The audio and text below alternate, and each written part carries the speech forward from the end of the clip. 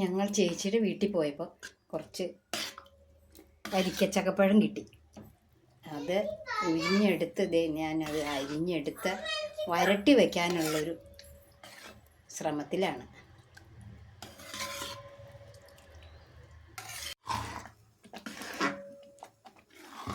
ഇതിപ്പോൾ ഞാൻ ഇതിനകത്ത് ശർക്കര പാനിയാക്കിയത് മാത്രം ഒഴിച്ച് ചക്കപ്പഴവും വേവിച്ചതും കൂട്ടി ഇളക്കി വെള്ളം വറ്റിക്കുന്ന. ഒരു ചക്ക ഉണ്ടാവില്ലേ, ഒരു ഫുൾ പരിപ്പിച്ചക്ക ഉണ്ടാവില്ലേ. നല്ല അടിപൊളി ടേസ്റ്റായിരുന്നു.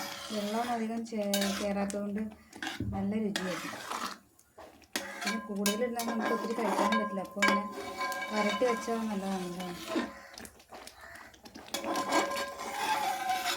നമുക്ക് അടയുണ്ടാക്കും. പിന്നീട് എടുത്ത് അടയുണ്ടാക്കും, പായസം വയ്ക്കാം. ഞങ്ങൾ പണ്ടൊരു പ്രാവശ്യം പായസം വച്ചു.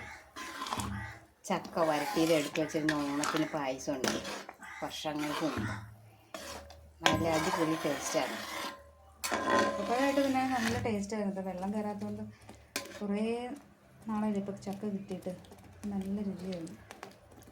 നന്നായിട്ട് വെള്ളം വറ്റി വന്നപ്പം ഏലക്കയും ജീരകവും ഇടിച്ച് ഇതിൻ്റെ കൂടെ ചേർത്ത് ഇളക്കുക ചെയ്തത്. പിന്നെ നെയ്യ് ഒഴിച്ചിട്ടുണ്ട്, പക്ഷെ അത് വീഡിയോ എടുക്കാൻ പറ്റിയിട്ടില്ല.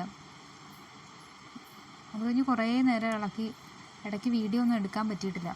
നന്നായിട്ട് ഇളക്കി കഴിയുമ്പോൾ നല്ല ജാം പോലെ നല്ല കട്ടിയായിട്ട്